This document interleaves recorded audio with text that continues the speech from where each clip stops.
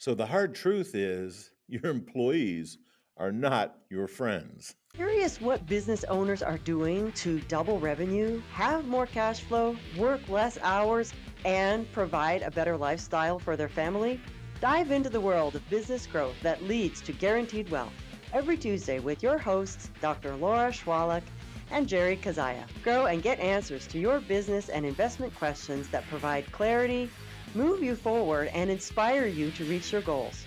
Welcome to this episode of the Business Builders Intensive. I'm Dr. Laura Schwalek, and this is my co-host, Jerry Kazaya. Excellent.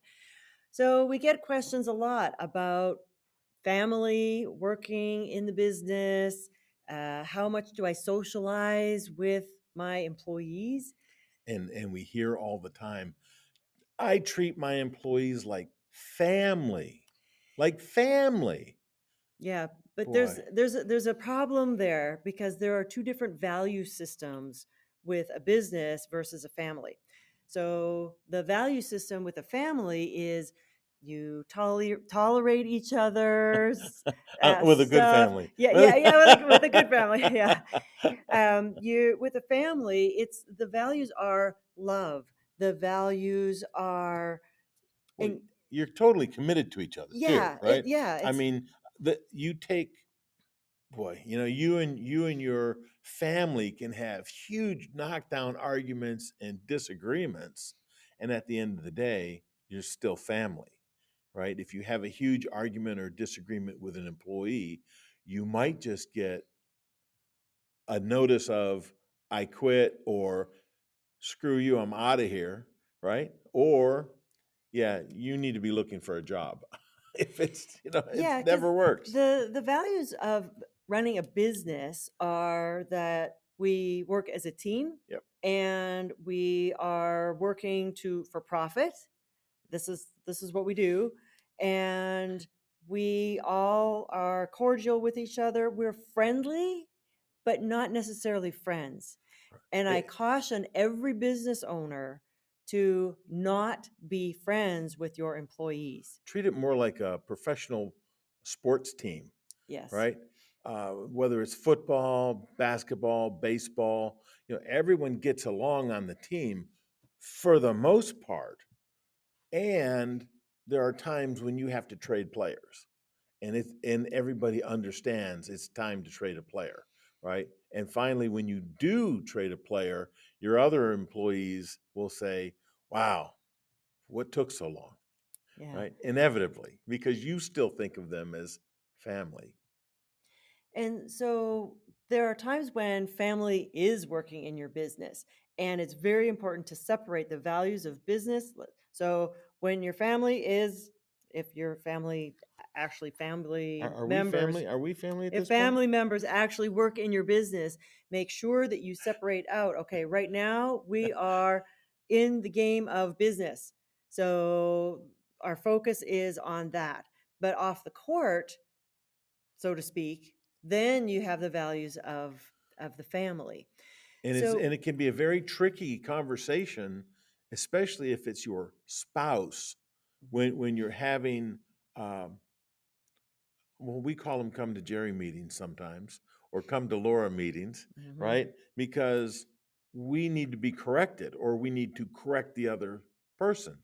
And it can be very, very tricky if your spouse um, doesn't think that this is like a sports team. They may take it very, very, very personally and create lots of problems at home for something that happened at the office. So here's an example. We have some friends that have a company, and the brother, the sister, the kids were working in the company. And what ended up happening is there was so much history in the family of arguments and whatnot that it ended up that everyone actually vacated the business. And it's probably a good thing because then they could hire talent, real talent that's perfect for the position, and the leadership could really envision exactly what they needed and have the employees do things. When Go ahead. I will say, when everybody left the company, I can promise you it made Thanksgiving dinners very lonely Yeah, for yeah. the owner and the wife of the business owner, right? Yeah, Very lonely however, their Thanksgivings. business really increased because they hired the right talent, got the right people in there, and held them accountable. It's really hard to hold family accountable because that's not a value that people have in their family, holding people accountable. Right. It's more about tolerance and love, and encouragement is in both. That's a value that's in both. But here's another thing that happens. If you have employees that you hang out with and you consider them to be friends, and let's just say you go out for a few beers together, or you hang out together outside of work. You go deep sea fishing together, you do vacations together. You now are becoming friends. Yes, and what's going to end up happening is they will resent you.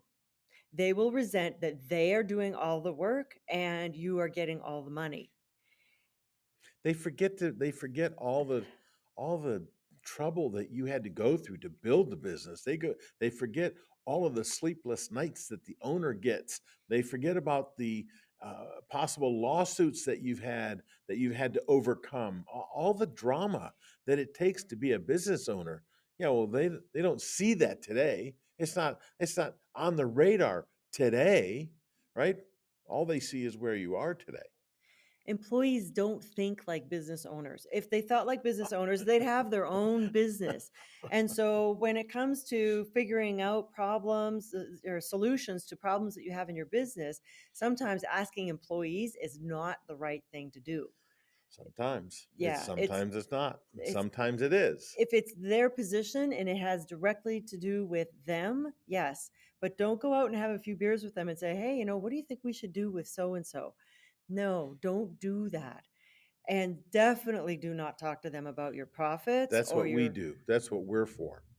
Reach out to us. We'll yeah. help you make those decisions. The other thing that happens when you treat employees like friends is that then the business starts to be run by what we call the committee. Oh yeah. Yeah, the committee, and the committee will water things down, wash things out, and bring the company to a screeching halt. I'm going to give you an example. So in 1984, Steve Jobs came up with an idea for a commercial for the Macintosh. It wasn't even ready yet for sale. And if you ever look, you can just Google it. It's the Macintosh 1984 commercial.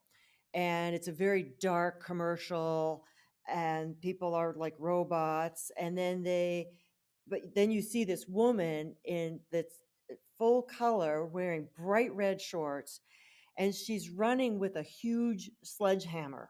You have to watch the commercial to really understand what it is. Yeah, and then she ends up throwing the sledgehammer at a screen, this huge screen that everyone is like watching, and they're all kind of They're glued to. hypnotized. They're They're hypnotized. hypnotized. Okay, so they said, "Oh, let's run this by a committee first before we air this commercial, before we do this commercial." And the committee said, "Well, it's very dark. There's no babies. No There's puppies, no no pets. cats. Um, I think we should add color more than what is just that one woman. She's like, everyone else's skin was kind of this dark gray color, and they're all very 1984 ish. So what happened though is they wanted to water down the whole commercial. Now, here's what happened. Steve said, "No, my company is not going to be run by a committee. I'm the leader. I'm going to say what happens." They did this commercial and it made an enormous impact. Absolutely an enormous impact. And that's why the world has Apple today. Hmm. And so when you are looking at your company, you are the leader. Now, that's not to say that you can't have somebody like us and our group of people, other business owners in a mastermind to help you brainstorm. That is excellent to help you come up with solutions to problems. But don't have a committee and don't vote on things. I had an employee every time I wanted to run an advertising piece, Yeah. I ran it by her and I said, "Hey, what do you think?" She would say, "I hate this ad." Every time she said she hated it, it was a great ad. The response was through the roof. Anytime she said she loved the ad, I nixed it and started over because whenever I would run it, the response would be zero. So never, ever run a business via committee. Unless you're one of those big dumb companies that's run on the New York Stock Exchange and you're playing with other people's money. Yeah. When you're a small business, you're playing with your money and you need to make your money count because it's coming out of your pocket. And you might be thinking, well, I've been talking to them about having their own business and I'm encouraging them because that's what a leader does. And it helps to bring them up and educate them about how to run a business. Well, if you keep doing that, what's going to happen is they're going to say, you know what? I They're think right. I can, Yeah, they're they're right. right. I should be doing I this. should have my own business. And here's the problem, they will take your resources, so your employees and your physical product or your intellectual product and they're going to go out on their own and start their own business. We had an employee who worked for us for 2 months building up their business, doing the leases, using our email, using our computers, creating the leases, the whole company logo, everything. And then they took half of our team Yeah. because we were not paying attention. So I really caution you about talking to them about the business itself. Now, as far as leadership and management goes, that's great. Talk to them about that. But don't talk to them about business and how to run the business because they will go out and start their own business and leave you sometimes in the dust. Yep. So the other So, question that we have is, who are the 5 people you hang out with the most? mhm. Are you the tallest tree? If you're the tallest tree in your circle, I would highly encourage you to go find taller trees, people that you can emulate, people that you can look up to, people that you can go, they're doing that. I want to do that too. There are two main reasons why people join our mastermind. The first one is for accountability. Because, I mean, honestly, who holds you accountable? In your No, business, nobody holds the when you're business owner accountable. yeah. No one holds the business owner accountable. You go do whatever you want, or at least you think you can do whatever you want. You think you're doing a good job sometimes, but the easiest person to lie to is yourself. Always. Yeah. So, for the first one is accountability. The second reason why people join our mastermind is because it is lonely at the top. Yep. And we hear that so much from everyone because you can't talk to your employees, even your number two, your CFO, your CEO, your number two person in your company. You can't talk to them about everything. And so what happens is it's a lonely place. You can't talk to your spouse, or most of your other friends may also work at a company. So they just don't get where you're coming from as an entrepreneur. So make sure that you join a mastermind, have a coach. A coach is good. Don't get me wrong, a coach is good. We're coaches. However, having a mastermind and have your coach be a part of that mastermind so that you can brainstorm together with other business owners, that's where the real magic happens. Yep. It's a beautiful thing. So, the hard truth in today's episode, employees are not family. That's right. And so here's the question, because we always end every episode with a question. Who are the 5 people you hang out with? Who are the 5 people that you hang out with? And if you don't have somebody in those 5 who is a business owner and who's doing better than you, then reach out to us because we will be able to help you to really have your business skyrocket. All right. Thanks, everybody. We'll see you next time. All right. Bye. Grow and get answers to your business and investment questions that provide clarity, move you forward, and inspire you to reach your goals. Share the show and connect with us at BBMMUSA.com to submit questions and learn more. That's BBMMUSA.com.